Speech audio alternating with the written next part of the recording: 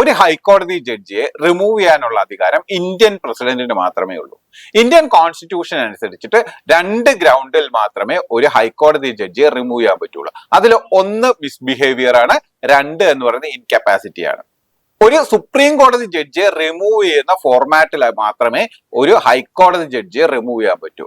അതായത് judges enquiry act of 1968 procedure അനുസരിച്ചിട്ട് വേണം ഒരു ഹൈക്കോടതി ജഡ്ജിയെ റിമൂവ് ചെയ്യാനായിട്ട്. അതിന് ആദ്യത്തെ പടി എന്ന് പറയുന്നത് ഒരു ലോക്സഭയിലോ രാജ്യസഭയിലോ ഒരു റിമൂവൽ മോഷൻ കൊണ്ടുവരിക എന്നുള്ളതാണ്.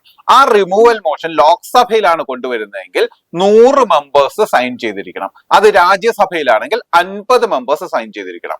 അത് സൈൻ ചെയ്തിട്ട് അത് സ്പീക്കറിന് അല്ലെങ്കിൽ ചെയർമാന് കൊടുക്കുക എന്നുള്ളതാണ്. അത് അക്സെപ്റ്റ് ചെയ്യാനോ റിജക്ട് ചെയ്യാനോ ഉള്ള അധികാരം സ്പീക്കറിന് അല്ലെങ്കിൽ ചെയർമാന് ഉണ്ട്. ആ റിമൂവൽ മോഷൻ അക്സെപ്റ്റ് ചെയ്തു കഴിഞ്ഞാൽ ഒരു എൻക്വയറി കമ്മിറ്റി വെക്കുക എന്നുള്ളതാണ്. ആ എൻക്വയറി കമ്മിറ്റിയിലെ ഒരു മെമ്പർ എന്ന് പറയുന്നത് ചീഫ് ജസ്റ്റിസ് ഓഫ് ഇന്ത്യ അല്ലെങ്കിൽ സുപ്രീം കോടതിയുടെ ഒരു ജഡ്ജി ആയിരിക്കണം.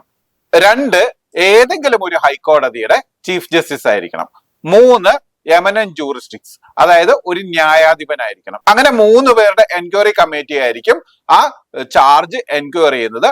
ആ ചാർജ് വാലിഡ് ആണെന്ന് കണ്ടു കഴിഞ്ഞാൽ റെസല്യൂഷൻ സഭയിൽ കൊണ്ടുവരാം. സഭയിൽ കൊണ്ടുവരുന്ന സമയത്ത് ലോക്സഭയിലും രാജ്യസഭയിലും അത് സ്പെഷ്യൽ മെജോറിറ്റിയിൽ പാസ്സാകണം. സ്പെഷ്യൽ മെജോറിറ്റിയിൽ പാസ്സായി കഴിഞ്ഞു കഴിഞ്ഞാൽ അത് പ്രസിഡന്റിലേക്ക് പോവുകയും പ്രസിഡന്റ് റിമൂവൽ ഓർഡർ പാസ്സാക്കുകയും ചെയ്യും. ഇങ്ങനെ മാത്രമേ ഒരു ഹൈക്കോടതി ജഡ്ജിയെ റിമൂവ് ചെയ്യാനായിട്ട് പറ്റത്തുള്ളൂ.